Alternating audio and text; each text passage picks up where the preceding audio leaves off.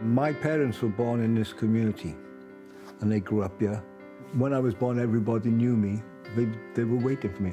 When I was born 7th, so I had 6 elder siblings. My father had siblings in the area, and my mother also had siblings in the area. So we had cousins in the area. So there was already an existing network. The first carnivals I remember were in the late 1960s, and I was in primary school and about to go into secondary school. So as a 10-year-old, come home from school, and then immediately you'd be arranging to meet your school friends on the park to go to carnival.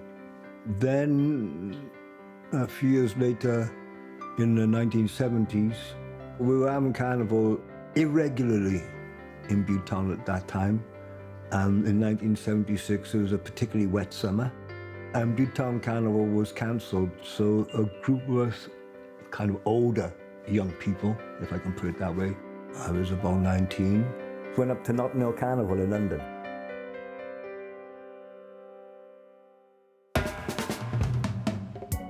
When we got there, we just felt like we were part of a bigger world and not just a small corner of Cardiff. We saw lots of happy people, and in particular we saw lots of happy black people. We saw things like the bands, there are people in costumes, there are street entertainers. It's like walking through a film scene where all the extras have been told to do something.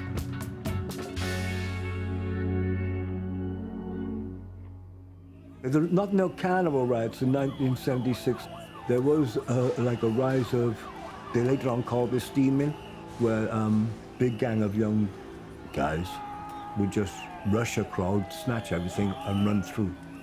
You're walking across a junction of another street and you can see this thing happening down on like a tsunami of people.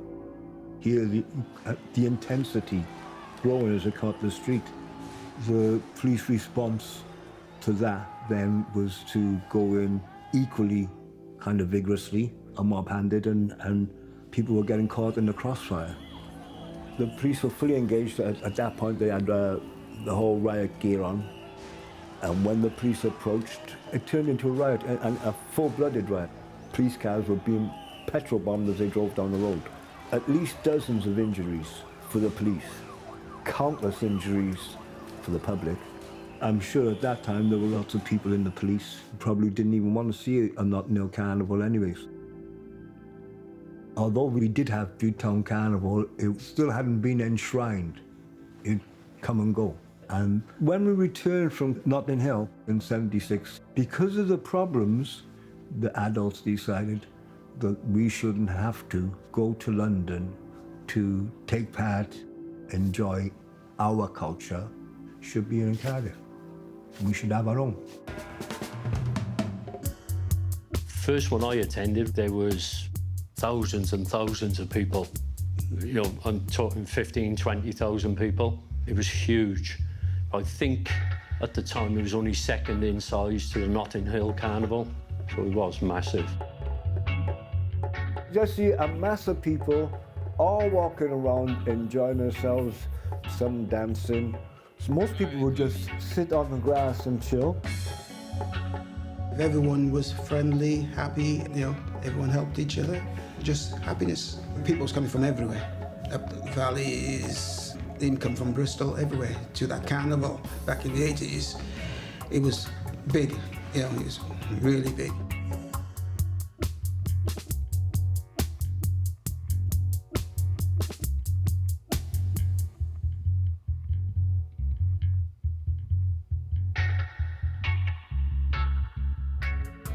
It was a good atmosphere, a really good atmosphere.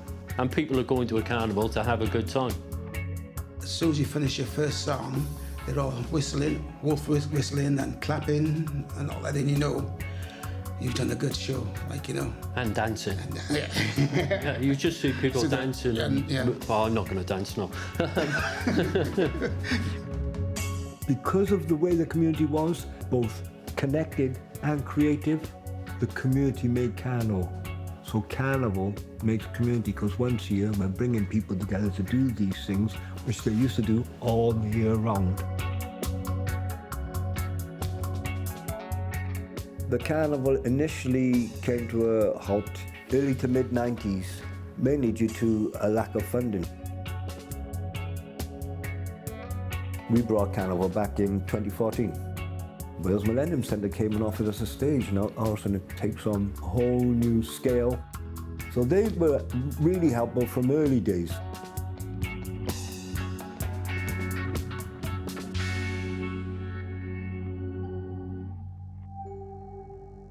Not many people used to go down Butetown because it had a very bad reputation. If you went down there, you either get mugged or beaten up or whatever. It was just another kind of nuance of racism. You were one of those people. You lived down there. It was always seen as being edgy. We in the community feel it. Yeah, it was stigmatized. We were poor. It was socially stigmatized. It was culturally stigmatized. And yet, at the same time, exoticized. Everything started changing. It had a nice reputation then, and now you can walk down Bute Street without having to worry or anything like that. It's just a nice area now to be in. Cardiff is a pretty friendly place, I think, I've learned. Butetown was one of the friendliest places imaginable. We welcome people from all over. When my grandparents came from Jamaica to Cardiff, they went to Riverside. So my dad was born and grew up in Riverside, and my mum's a Rumney girl. So I was born and grew up in Rumney, but I've always been back and forth between the docks to see my family. I'm a reggae artist. For me, it's really important because reggae is the music of my ancestors, and I never want that to be forgotten because it's such a part of our history and culture. It'd be crazy if somebody came to the carnival and thought anything negative about it. It's important for me to be a part of the carnival. As an artist, I look in the audience and I see my grandparents' friends and their children and their children and their children's children. So it's a generational thing, and then hopefully that keeps it alive, and it's really important to see that.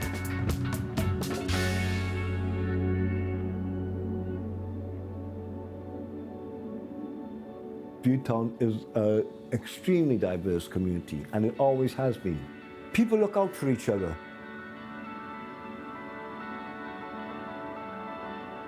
I think no matter who you are, where you're from, and what community you're part of, everyone is here for one reason, and that's to celebrate the area, celebrate the space, and just come together.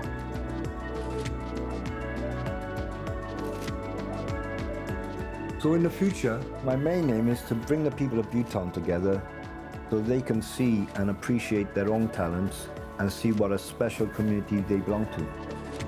By bringing people together, the results are not always predictable, but they're always worthwhile.